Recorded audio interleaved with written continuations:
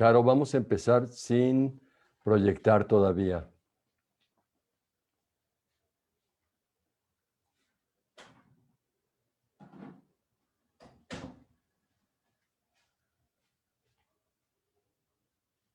Gracias.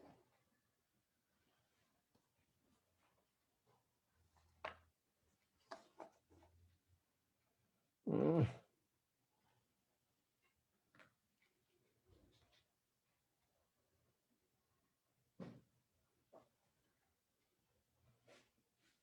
Gracias, buenas tardes.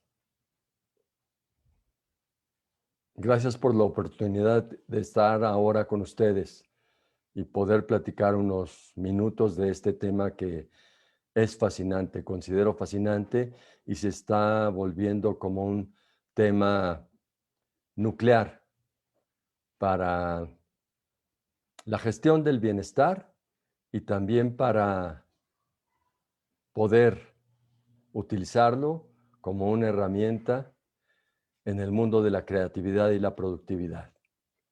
Entonces, primero que nada quisiera comentarles qué es el eneagrama, por qué estamos aquí. Estamos aquí porque queremos conocer este modelo, este sistema, esta propuesta, que es tal vez la propuesta más actual en donde se reúnen varios componentes: la psicología de los seres humanos, las actitudes de los seres humanos y las conductas, para convertirlo en un modelo biopsicosocial, que lo mismo ve nuestra psicología, que nuestra biología, que nuestra manera de interactuar con la sociedad. Y entonces eso lo vuelve un sistema muy poderoso.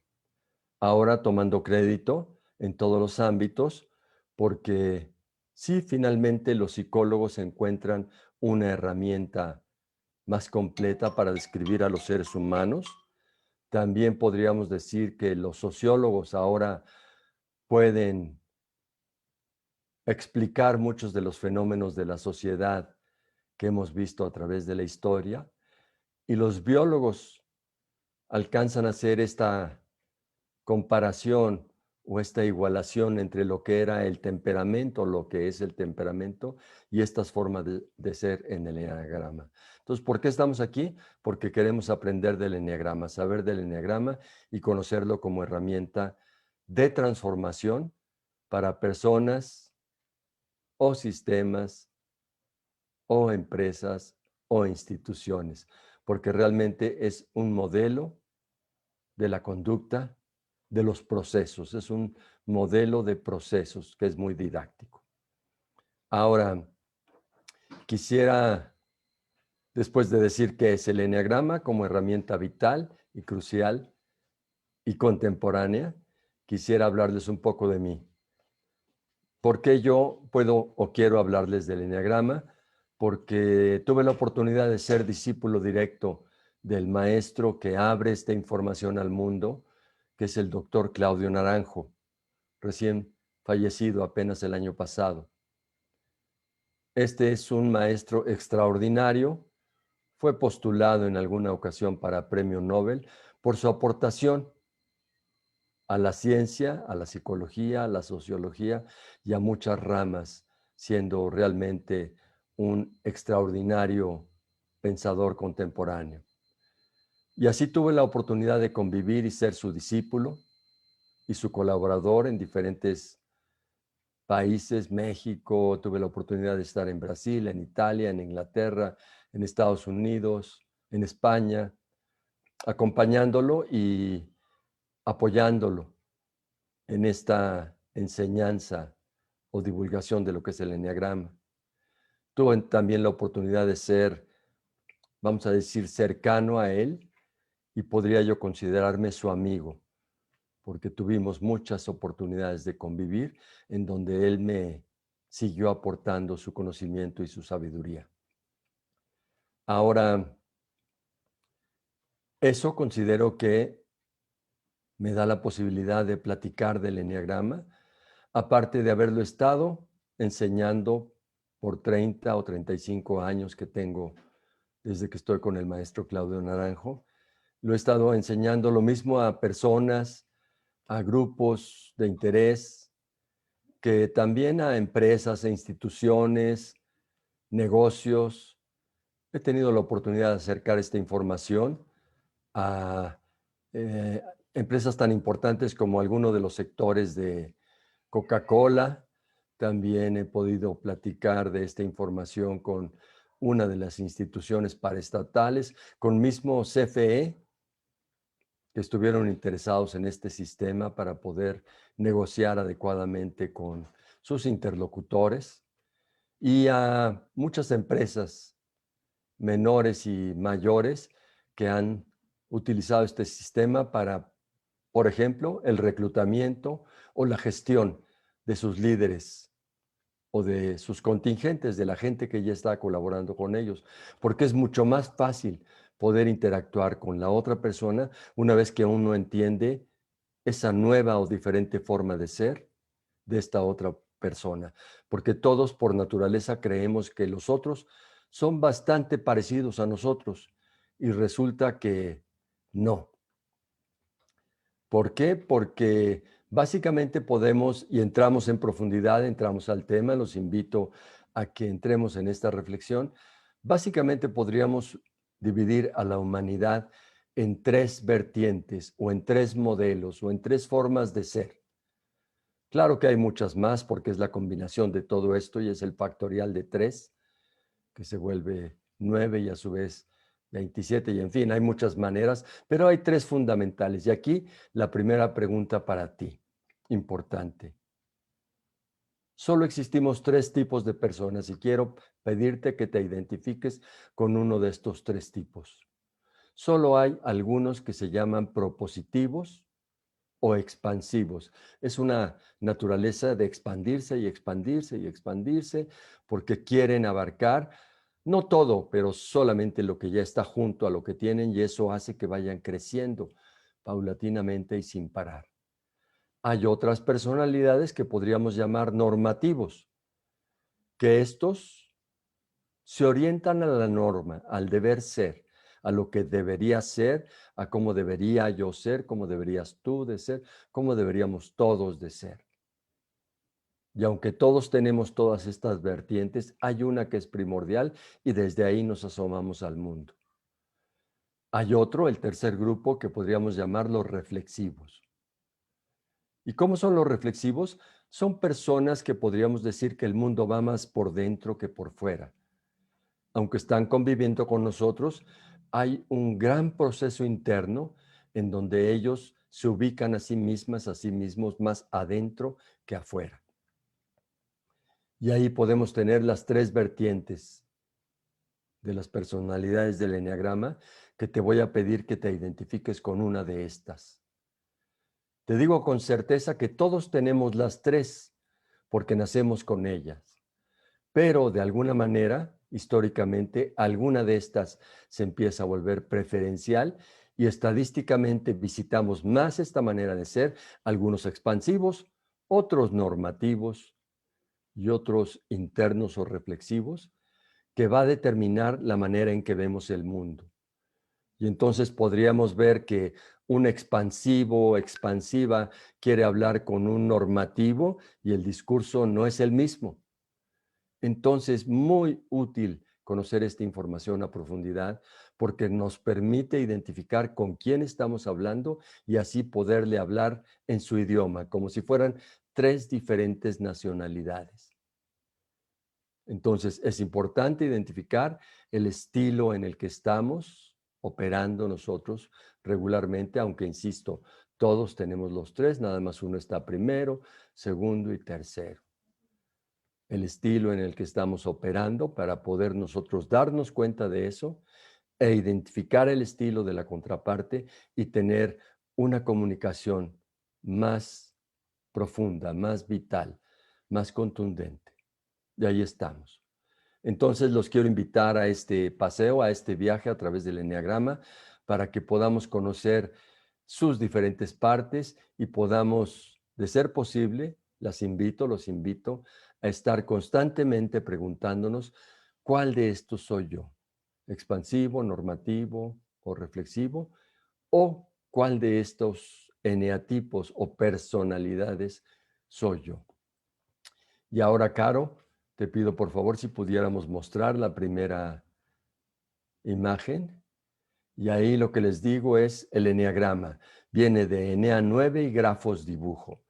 Es un dibujo cuya palabra grecolatina nos dice eneagrama, quiere decir un mapa con 9 personalidades, 9 formas de ser. Del desarrollo humano, porque es justo lo que comentábamos hace un instante, sirve para desarrollar el ser humano en todos los ámbitos de interacción y de interés de nosotros los seres humanos.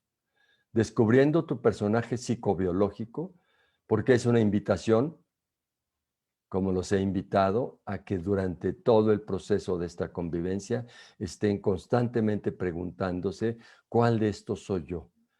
¿Por qué, jóvenes? Porque es importante este momento de reflexión, porque la reflexión es lo que agrega valor a nosotros los seres humanos y ahora estamos dándonos unos minutos para reflexionar en este tema en particular o cualquier otro tema. La reflexión funciona por sí misma, pero es un tiempo muy valioso y ahí les pido que se apliquen, que se entreguen a esta reflexión y que vayamos jugando el juego. Servidor Rafael Ruiz, y vamos adelante con el tema. Una más, Caro, gracias, muy amable. ¿Qué es el eneagrama? Como les decía, al anterior, por favor, Carolina. El eneagrama es el estudio de la personalidad, del griego impersonare, que quiere decir actuación, ser un personaje. Y esto quiere decir que vamos por la vida actuando de una manera, como con una personalidad o una careta o una máscara, los griegos en el teatro, en la cual nos presentamos al mundo. Y de hecho, diferentes lugares nos piden diferentes máscaras y esto no es necesariamente lo adecuado. Entonces, ahí empieza la reflexión. Impersonaria 80-20 es que el 80% de las veces somos, vamos a decir, artificiales o estamos a través de un actor, una actriz comunicándonos y el 20% somos espontáneos. Hay que tratar de mover esta veleta para que sea más equilibrada. ¿Qué es eneagrama? Es caracterología o protoanálisis. Estudia el carácter, del griego también coraza. Entonces, tener un carácter muy fuerte no quiere decir nada bueno, sino es tener una coraza muy gruesa. O protoanálisis quiere decir esto con lo que empezamos, que va profundamente a analizar en dónde está la atención y la presencia de los seres humanos. Es el estudio de la pasión y la virtud. Aquí nombres, vamos a decir, históricos, donde pasión, aunque suena interesante en los poemas, viene de pasividad y virtud de vitalidad. Entonces aquí nos queda claro, queremos dejar de ser pasionales. Hay pasiones muy activas. La gula, por ejemplo, es muy activa. La pasión de, digamos, de la búsqueda del éxito es una pasión muy activa.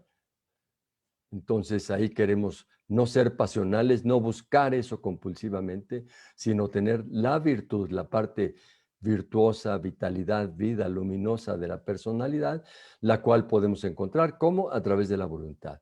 Es una reflexión que nos deja vernos a nosotras mismas, mismos, y a través de la voluntad evocar la excelencia. Ese es el nombre del viaje.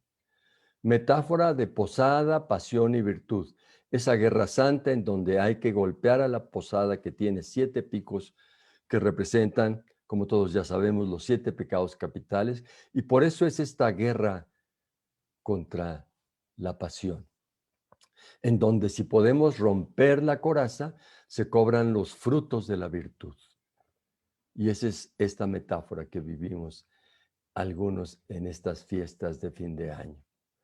Partes de la persona las vamos a ver en un minuto. Quiero pedirte que te identifiques cuál de estos personajes eres tú, que identifiques uno categóricamente o tal vez dos, si no puedes definirte uno, máximo 3, pero que tomes una decisión, uno o dos personajes, para que te quedes con la reflexión de cuál de estos soy más yo y puedas hacer el acto de tu voluntad de ser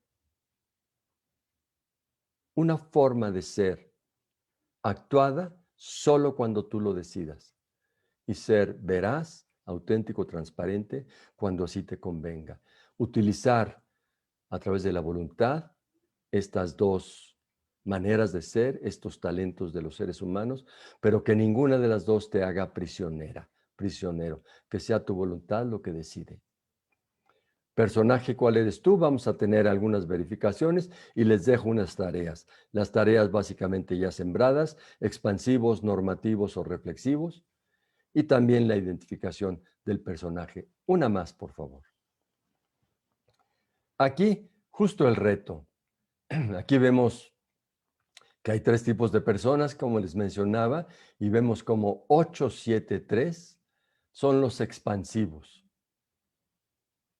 8, que ya lo veremos en el eneagrama, quiere decir la intensidad, la voracidad, la autocracia, vamos a decir, el don de mando impositivo.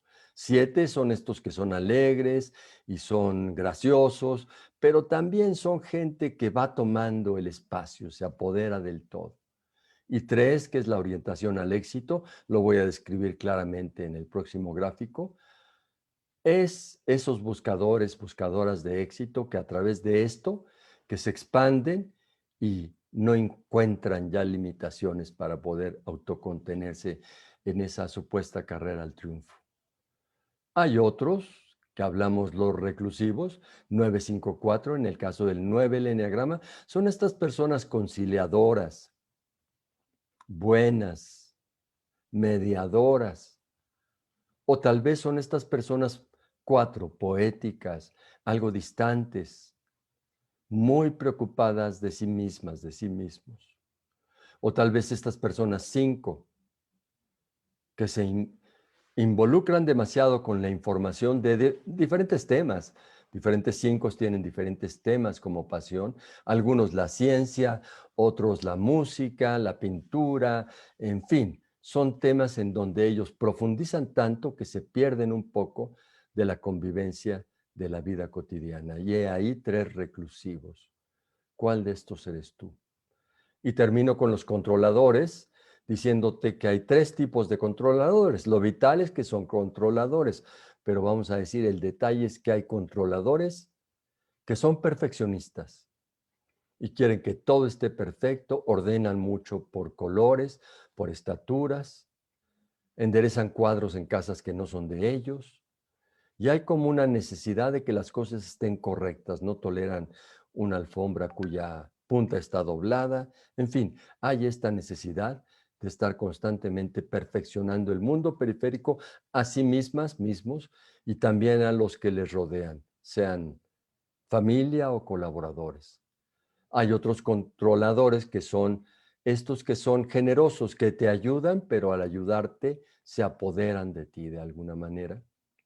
Y entonces te ayudan una y otra vez y acabas dependiendo mucho de estas personas y ves cómo hay el ejercicio de un control a través del servicio.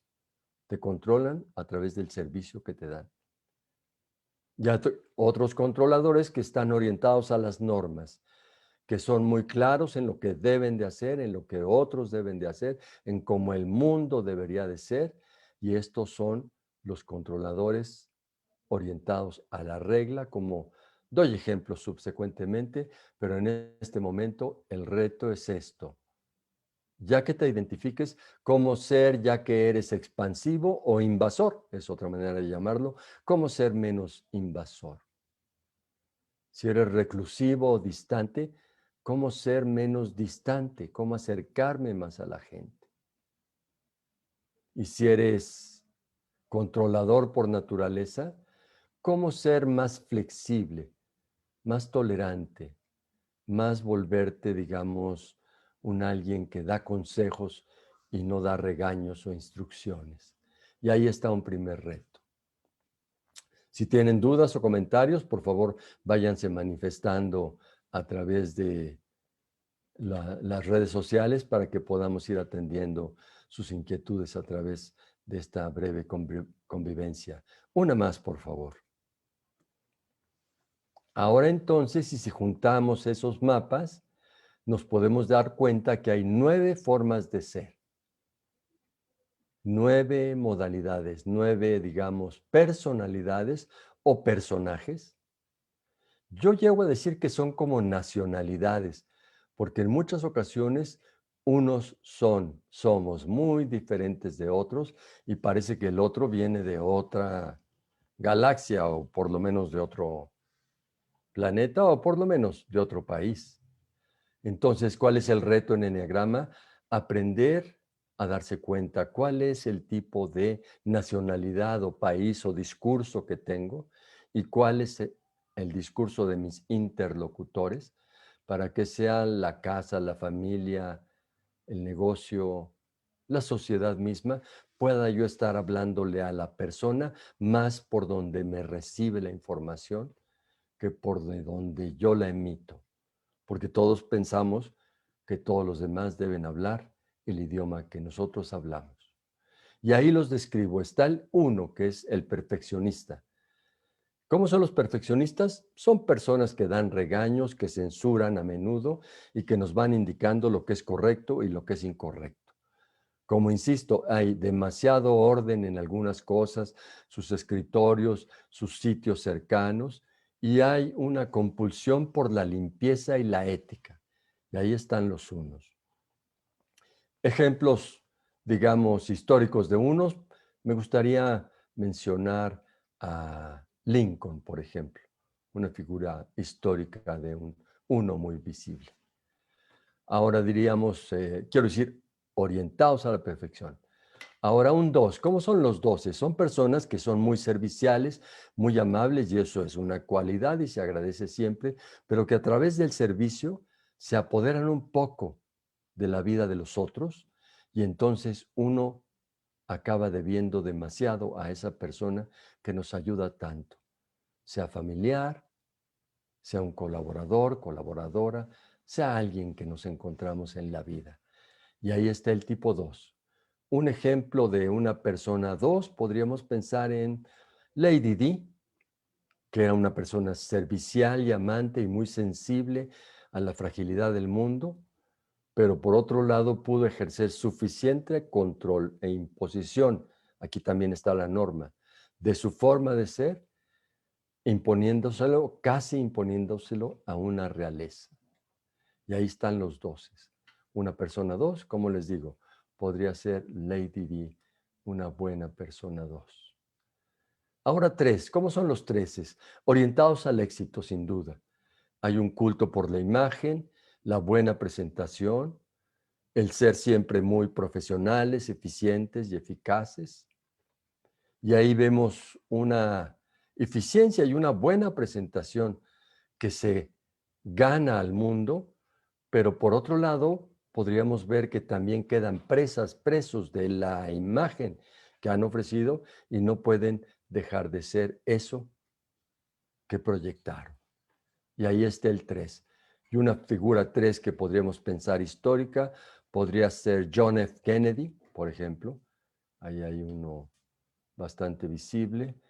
¿O qué podríamos decir? Pues vamos a dejarlo en John F. Kennedy, donde está el éxito, el triunfo, pero también esa artificialidad de ser la persona ideal, la que todos hubiéramos deseado ser. Hay en hombre y en mujer, y claro que el ejemplo acaba siendo un poco el mismo. Y vamos a la persona 4. ¿Cómo son las personas 4? Son personas sensibles, como mismo ahí lo indico. Son personas hasta cierto punto tan sensibles que en ocasiones parecen ser frágiles, o si no frágiles, por lo menos parecen quejarse más que otros. La cualidad del talento son la sensibilidad artística, la sensibilidad hacia otros seres humanos, la percepción de lo sutil, de lo poético, de lo intangible, como cualidad y como defecto, como les digo, pueden ser algo hipersensibles, quejumbrosos, pueden ser gentes que, digamos, a la interacción con otros, acaban de alguna manera siendo ofendidos por alguna razón. Y entonces ahí vemos una hipersensibilidad que lo mismo es cualidad, que si se exagera es defecto. Porque todo esto, si lo notan, son cualidades, pero ya sabiamente nos decía Confucio, una virtud exagerada se vuelve un defecto. ¿Cómo es que esto se vuelve una prisión? Porque exageramos el talento de cada una de estas vertientes que nos vino históricamente por la naturaleza y la vida histórica, pero que sobreusamos. Y ese es el estudio del eneagrama. ¿Cuál de estas personas, impersonares o personajes, se apoderó de ti y no te deja ya ser tan libre como debieras, como quisieras? Ahora pasamos al 5. ¿Cómo son los 5? La parte luminosa de los 5 es que son personas que saben. ¿Qué saben? Saben mucho de algo, se vuelven expertas, expertos en algún tema, o un par de temas, o un tipo de temas. Y empiezan a saber, lo mismo puede ser de arte y del catálogo de arte, que puede ser de música, libros. Esta gente lee muchos libros. Esta gente lee más libros que la mayoría de nosotros. De hecho, mucha de su vida interna se da a través de los libros. Aquí les quisiera yo mencionar un personaje contemporáneo y conocido, que es Bill Gates, que no sé si sepan, por ahí hay buenos documentales en Netflix de Bill Gates, que lee una cantidad de libros mensuales que es insospechada. Así son la mayoría de los 5, son profundos. Albert Einstein, ahí tenemos otros, son profundos, son didácticos y verdaderamente esta pasión que tienen por saber algo hace que se distancien un poco del mundo. Y ahí están los 5. Ahora podríamos pensar en los 6. Ya di un ejemplo de 5, de personas 4 que son sensibles, artísticas, pero tal vez un poco, digamos, vulnerables a la sociedad. Podríamos pensar en, vamos a decir por ejemplo, Oscar Wilde. No, vamos a ponerlo más fácil. Vamos a decir que, por ejemplo, Frida Kahlo o Remedios Varo. Vemos el talento, pero también una aparente fragilidad emocional. Y estábamos en los 6 y ahora describimos la luz, lo luminoso de los 6. ¿Cómo son los 6? Son gente responsable, son gente leal, son gente que cumple el compromiso, que hace lo que dice, que se rige a sí misma, a sí mismo por un código interno, tal vez aprendido de padre, madre, o si no es así, de la misma sociedad, en donde dice yo debo de ser de tal o cual manera. El mundo debe ser, debería ser de tal o cual manera. Grandes pensadores en esta área, 5 y 6, grandes pensadores tenemos ahí en esta área. Como 5, como les decía yo también, Stephen Hawking, un gran astrofísico contemporáneo. Carl Sagan, a los que ubiquen al original Cosmos, se llamaba, es un 5.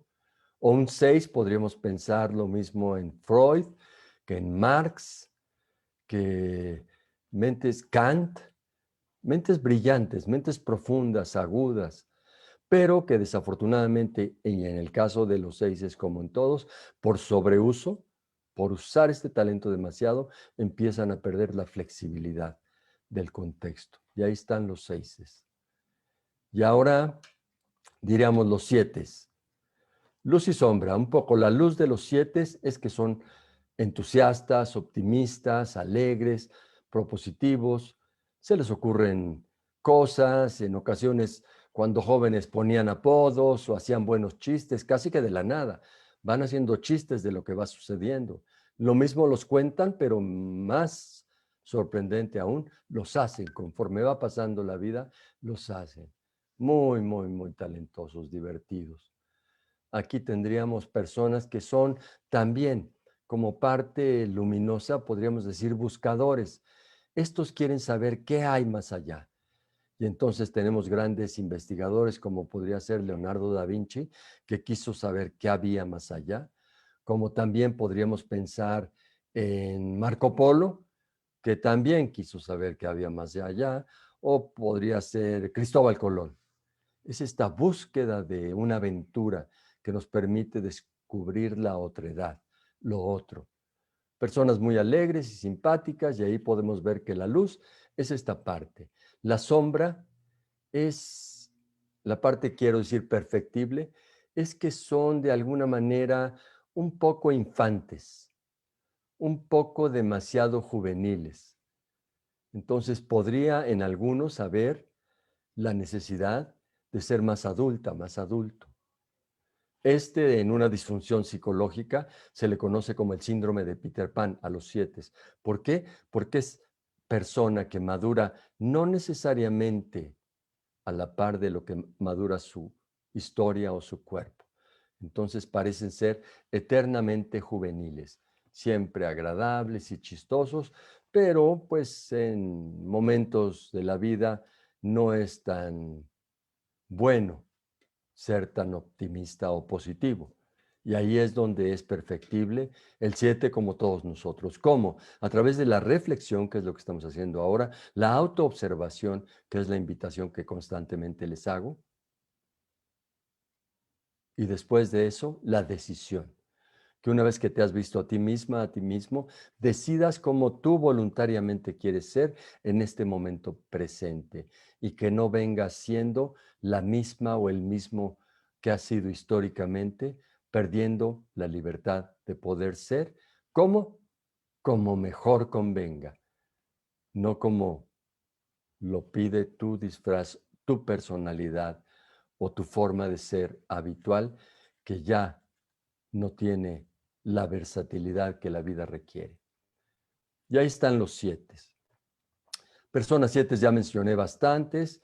Podríamos pensar también personas 7 visibles en este mundo, digamos. Podríamos pensar alguien de Hollywood, quiero una imagen. Jim Carrey podría ser una buena imagen, que hizo una película simpática, hay que verla, se llama La Máscara. Entonces ahí vemos esta personalidad, justamente cómo cambiaba en ese instante a ser la personalidad entusiasta 7. Y ahora pasamos al siguiente y penúltimo 8, el líder. Luz y sombra, ¿cuál es la parte positiva de un líder? Tienen un liderazgo visionario, son personas que ven al fondo de la vida y pueden intuir de alguna manera lo que es mejor hacia la derecha, hacia la izquierda, hay que incrementarse, disminuirse, tienen como un instinto bastante, digamos, atinado, un don de mando, ¿verdad? Una fortaleza o autonomía emocional, parecen no sentir tanto como los otros, y esa aparente fortaleza emocional que les permite ser líderes, también se vuelve su frenador.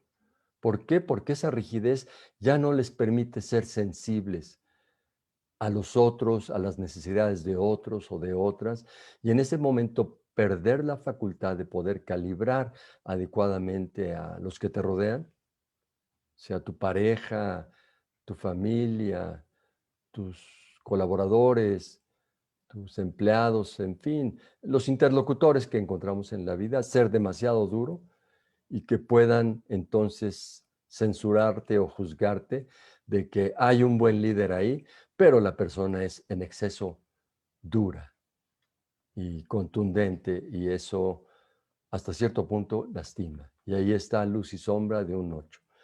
8 que pudiéramos pensar que fueran visibles, pues vamos a decir que no tengo un ejemplo histórico. Sí, podrían ser. Tienen luz y sombra, estos acumulan mucha luz y sombra, y podría ser Hernán Cortés, con ese liderazgo para conquistar pues algo extraordinario para los pocos y lo frágiles que entonces ellos eran. Ahí hay un Hernán Cortés, o podríamos pensar un Mao, cómo logró conquistar el todo, hizo un imperio de China y finalmente le dio otro rostro, que ahora ha retocado, pero China le debe mucho bueno y malo a Mao, de alguna manera. Podemos pensar también en Vladimir Putin, ahí está lo mismo, un liderazgo contundente, tal vez un poco, desde mi opinión, solamente orientado a la dureza, y ahí podemos ver esta imagen. Y tal vez podríamos pensar en Mikhail Gorbachev.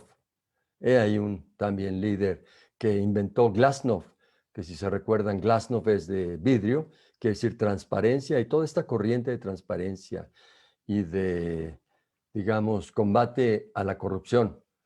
Digo, verdaderamente combate a la corrupción. No tanto la simulación del combate a la corrupción, sino verdaderamente el combate a la corrupción, lo inventa Mikhail Gorbachev, en donde él le muestra al mundo la transparencia y, como ustedes ven, Rusia cambió y el mundo cambió.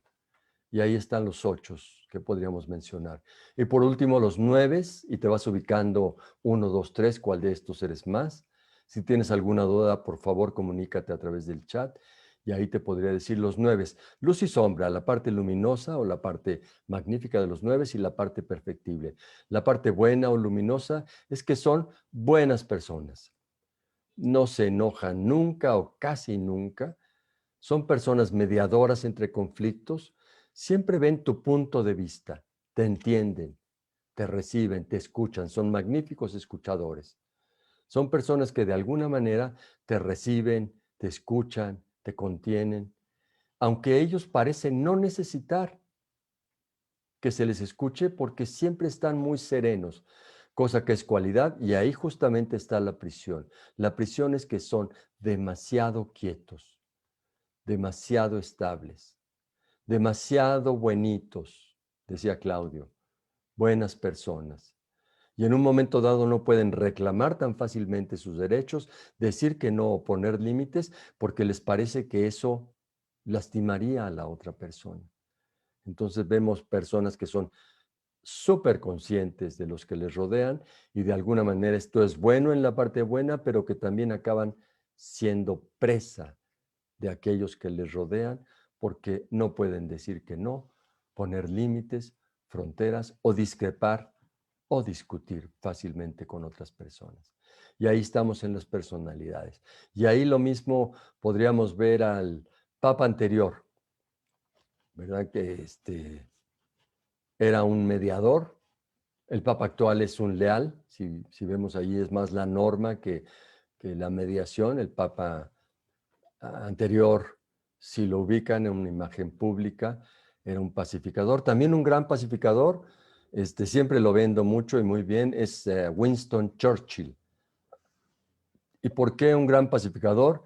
La broma es porque si Winston Churchill no hubiera tenido esa fuerza, esa fortaleza, esa claridad y esa tenacidad para discrepar, imponer su voluntad y pelear, superando su personalidad, su limitación. Él hizo lo que todos queremos hacer, no vernos prisioneras, prisioneros de nuestra personalidad, de nuestra forma de ser frente al mundo y ser que lo que la realidad nos pida. He ahí un Winston Churchill que a través del triunfo que logra en esta Segunda Guerra Mundial hace que este sea un mundo libre, en donde ahora las negociaciones son posibles, a un mundo que venía desde un mundo leal. Justamente podríamos pensar que en Alemania hay muchas personas de este tipo que son leales a una idea, a una causa, etcétera, etcétera, pero que no era ni es la imposición de la norma nunca una buena medicina para el mundo. ¿Cuál es la mejor medicina? La combinación de todas estas personalidades y la libertad de los seres humanos de ser ¿qué? Lo que convenga en el instante que estamos viviendo. No dejarse prisionera, prisionero de tu forma de tu forma de ser histórica y habitual. Vamos a avanzar un paso más y ahí les muestro personalidades. Quiero darles la imagen de personas uno. Vemos a Margaret Thatcher, a Hillary Clinton, vemos la fortaleza en las quijadas. Sí, como les decía, biopsicosocial, también hay cierta biología o biotipos que se llaman en cada uno de los números. Ahí están los unos. Quiero decir, unos memorables y hay una variedad de unos. Tú podrías ser un uno. Trata de identificarte. La que sigue, por favor. Ahora vemos a las personas doces. Si ven más seductores, más encantadores, queriendo ir hacia la otra persona. Estos son aquellos que ayudan, pero al ayudar se apoderan del otro. Y entonces aquí vemos personas que siempre son amables y deseables, pero que de alguna manera son un poco, digamos, entrometidas y logran apoderarse de la voluntad o la decisión de otros. Entonces aquí vemos personas doces, memorables, hombres y mujeres, y tú siempre pensando, ¿cuál de estos soy yo? Definir entre uno, dos o tres tipos. Vemos la siguiente y ahora vemos a los orientados al éxito. Los anteriores fueron al servicio, orientados al servicio, y los primeros orientados al orden y a la perfección. Aquí vemos orientación hacia la imagen y el éxito. Aquí vemos un foco de atención muy claro. La visión se dirige al público, tienen súper conciencia de su presentación y llegan a confundir que ellos son su presentación. Entonces, podrían perder cierta flexibilidad y empezar a volverse un poco el personaje que han vendido. Y ahí vemos gente que aunque ha tenido triunfos, también ha acabado prisionera de su propia imagen. Y estos son los 13 y tú podrías ser un 3. Entonces, sigue siendo el reto de cuál de estos eres tú. Veamos el 4 ahora, por favor. Estos son orientados a la sensibilidad, al arte, a la actuación, de alguna manera al drama, y me refiero al drama, lo mismo en el teatro que en la vida cotidiana. Estos podrían ser los más dramáticos del eneagrama. Y ahí tenemos a Remedios Varo, tenemos a nuestro premio Nobel Octavio Paz y Robin, este hombre magnífico. Seguramente vimos algunas películas de él y que tienen una vida, digamos, con una prestancia social hacia el mundo, pero con una vida bastante conflictuada, podría ser, en el mundo interno. Y aquí vemos la sensibilidad del talento, pero también la hipersensibilidad o la queja. Y ahora quisiéramos ver a los sabios, los 5. Entonces ahora vemos los 5 y aquí vemos una cierta distancia y desconexión con el entorno.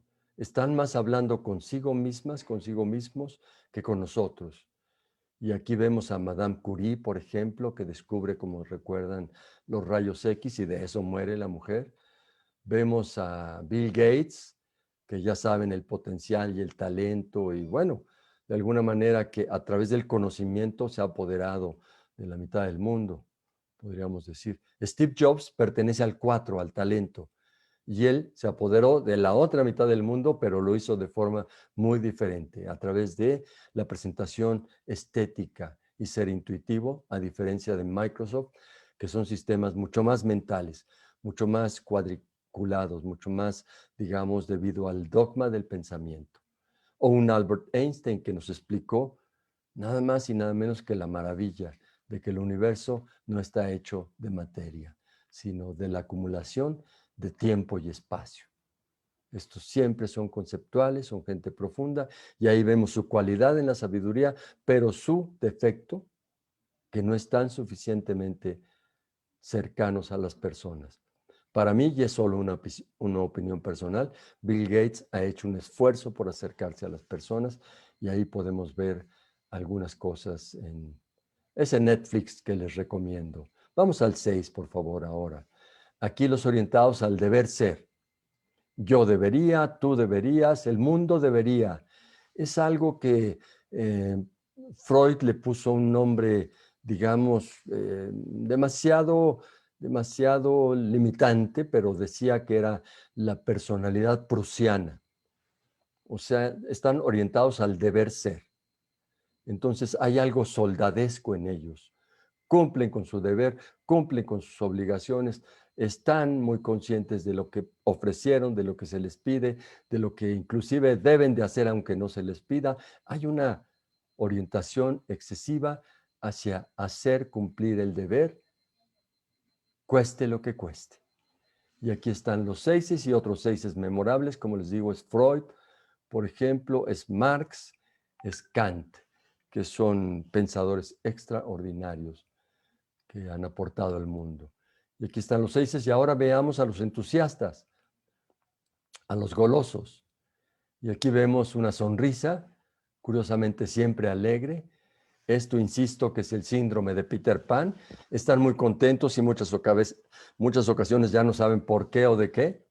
Este está, yo les digo, sospechosamente alegre. Siempre está optimista. ¿Y cómo estás? Muy bien. Siempre es la respuesta.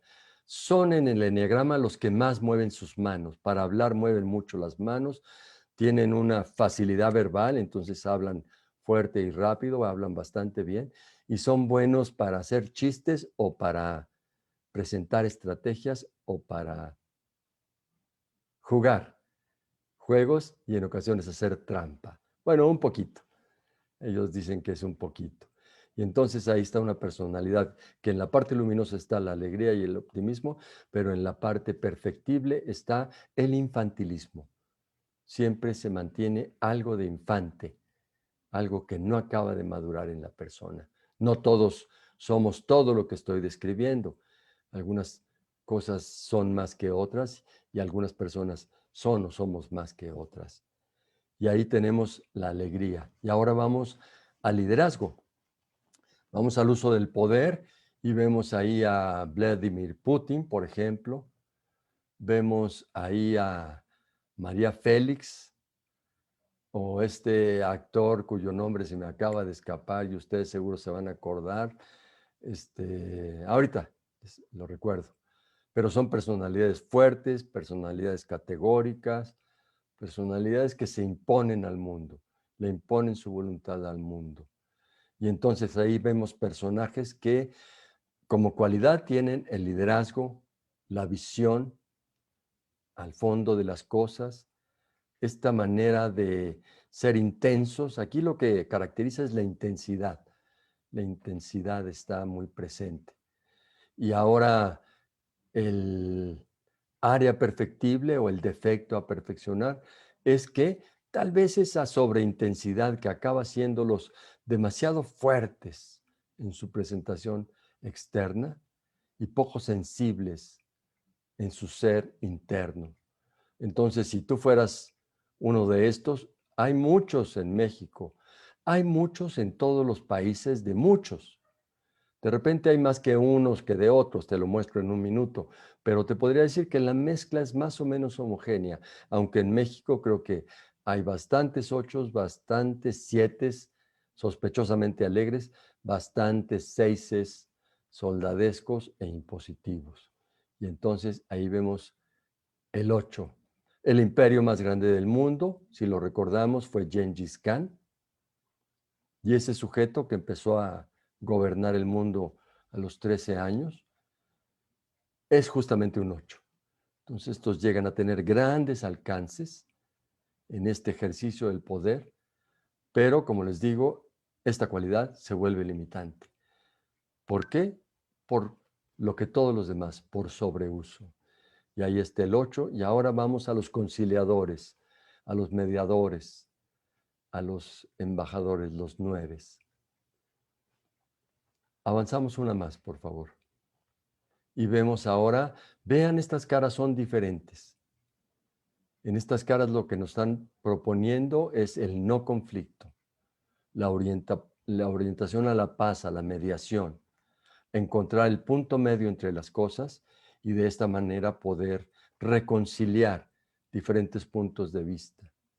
Y está Grace Kelly, está el Dalai Lama contemporáneo y está alguien que yo desearía que estuviera ahora entre nosotros, Carlsen. Seguramente muchos de ustedes lo recuerdan, un personaje pues bastante talentoso, como todos ellos o como todos en el eneagrama, solamente que estos, como todos, también acabaron siendo prisioneros de su ser bueno, de ser tan buenos que finalmente algunos de ellos no pudieron discrepar adecuadamente. Creo que Carl Stenz lo hizo a veces, muchas veces sí, pero en otras ocasiones no.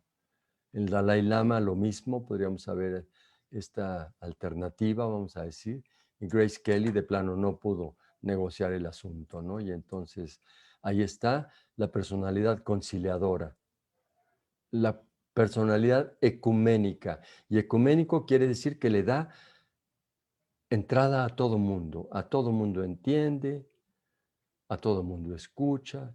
Hay una actitud ahí de sostén, de fortaleza para escucharte o sostenerte, que está muy presente en ellos, que es una gran cualidad y también, como insisto, por sobreuso como en todos, una limitante. Y sigue la pregunta, ¿cuál de estos eres tú? ¿Cuál de estos eres tú? ¿Dudas, comentarios, por favor? En el chat, déjenos saber qué es lo que quieren saber, si hay alguna duda, y si no, subsecuentemente les doy mis redes para que por favor se puedan comunicar con toda libertad para hacer preguntas sobre los temas que hemos estado viendo o sobre temas que tú tengas de indecisión entre cuál y cuál, en fin, todos los temas que hemos estado platicando sobre el enneagrama. Y ahora quisiéramos seguir avanzando, si no hay dudas ni comentarios. Vamos una imagen más, por favor.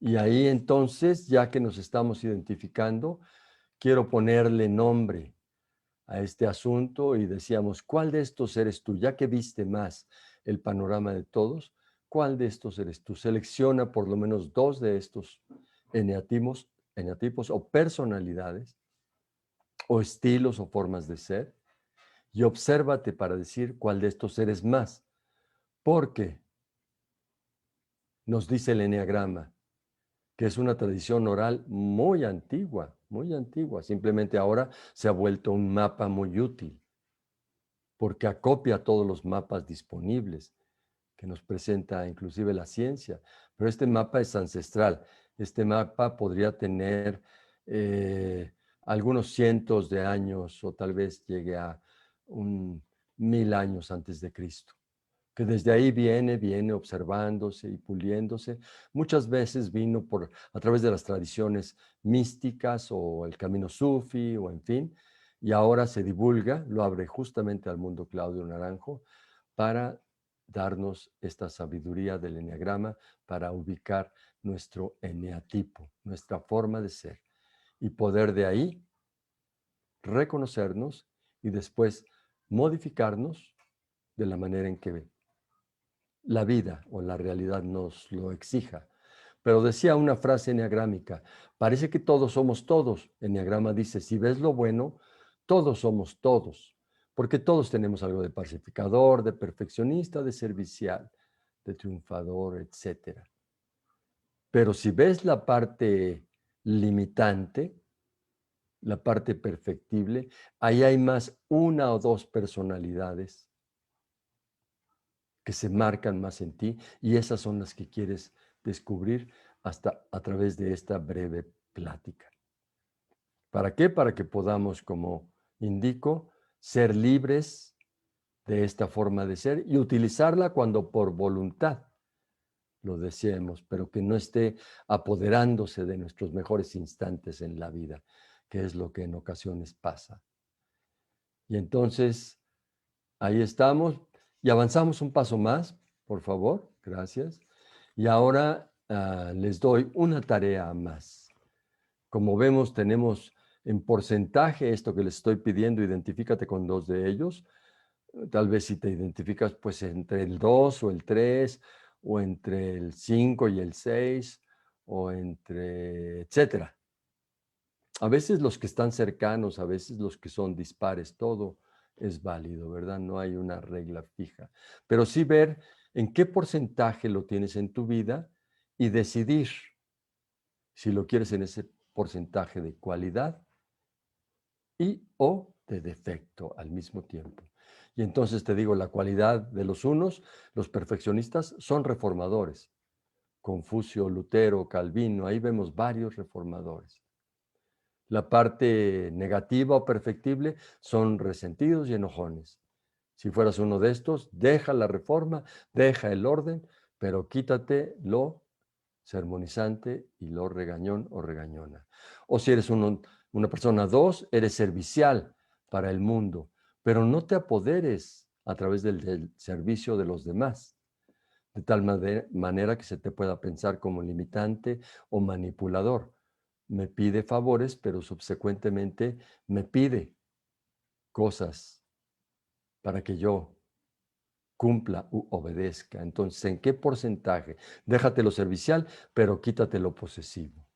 Si fueras 3, déjate lo exitoso o sube el porcentaje de lo exitoso, pero quítate lo vanidoso. Y aquí no me refiero a la simple vanidad, sino vamos a decir, una referencia más antigua, vanidoso, vangloria, una gloria vana, una gloria que viene de un aplauso no necesariamente a lo que somos, sino a lo que hacemos.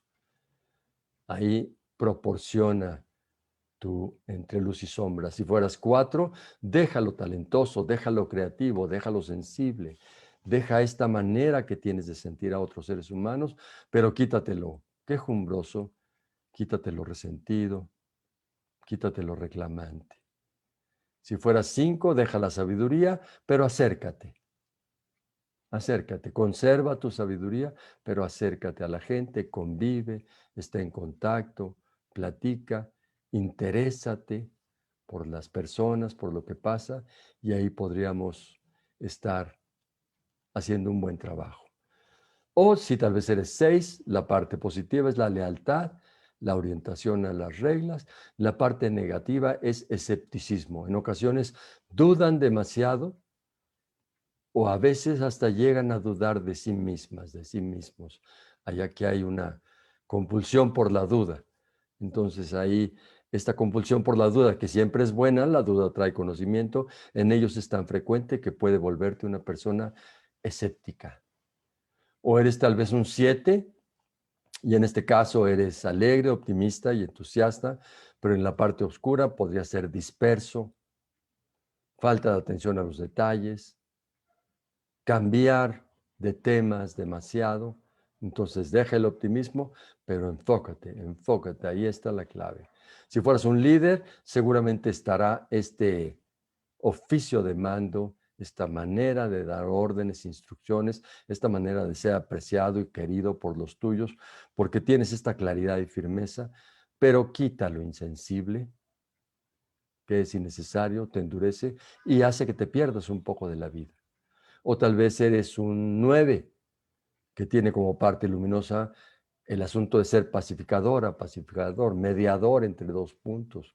Siempre está de acuerdo con quién, con todos, pero que por otro lado está distraído. ¿Y a qué me refiero? ¿A que no se fija en cosas? No, a que no se fija en lo que ella o él quiere. Ahí está la distracción profunda, ontológica, podríamos decir.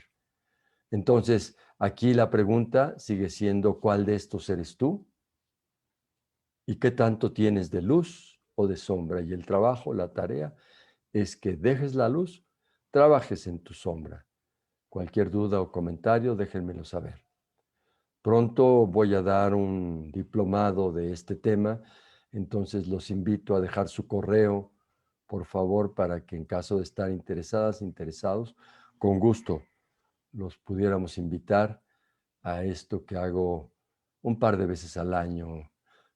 También con algunas universidades trabajo con la Ibero, divulgando este modelo, justamente en equipos de liderazgo. Ahí lo aplicamos a empresas.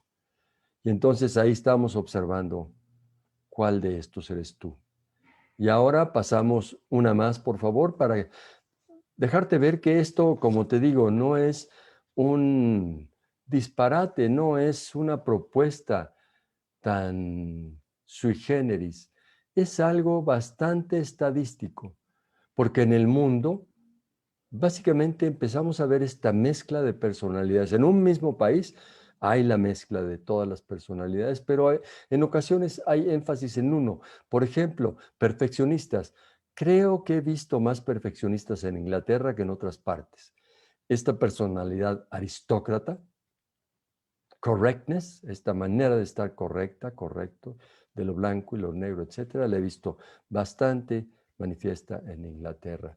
O dos, pudiéramos pensar, Japón, el servicio, esta vocación de servicio que lo ha hecho apoderarse del mundo justamente. ¿A través de qué? Del servicio en muchas de estas ocasiones. O la orientación al éxito, el 3, Estados Unidos.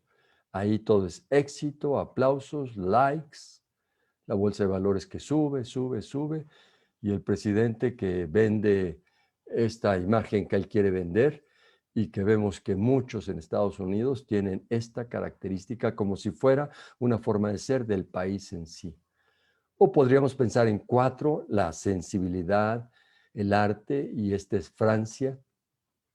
O 5, la sabiduría, aunque la distancia, y este es Tíbet. O 6, orientación a la norma y a las reglas, y esta sería Alemania. O tal vez 7, alegres, parranderos, festivos, dicharacheros, más memes que el resto del mundo, sin duda. Seguramente México. O si fuera Sudamérica, los que conozcan Brasil, Brasil es muy 7, también es sospechosamente alegre, ¿no? Entonces ahí vemos 2 países característicos del 7. Y si quisiéramos pensar en 8, por ejemplo, Medio Oriente, hay mucho 8. Israel tiene una postura muy 8, son grandes líderes. Probablemente, digamos, la ciencia más avanzada esté ubicándose en Israel. Harari, pensadores extraordinarios. Este es un historiador, por favor, léanlo, Harari, Yuval Harari, extraordinario. O vamos a decir, la milicia. Creo que de las milicias más entrenadas en el mundo, una de ellas está con ese liderazgo en Israel. Y 9, que sería Suiza, donde estamos mediando Suiza. Una más, por favor. Y estamos terminando y, como les digo, pronto vamos a impartir este diplomado. Por favor, dejen su correo para que podamos invitarlos y que sea un gusto tenerlos y profundizar esto a nivel personal o llevarlo a tu empresa, a tu institución, a tu academia. Ha sido un gusto platicar con ustedes y estar con ustedes, y agradezco muchísimo la oportunidad que me han dado de convivir estos minutos de reflexión con ustedes, y creo que estamos completos en este momento.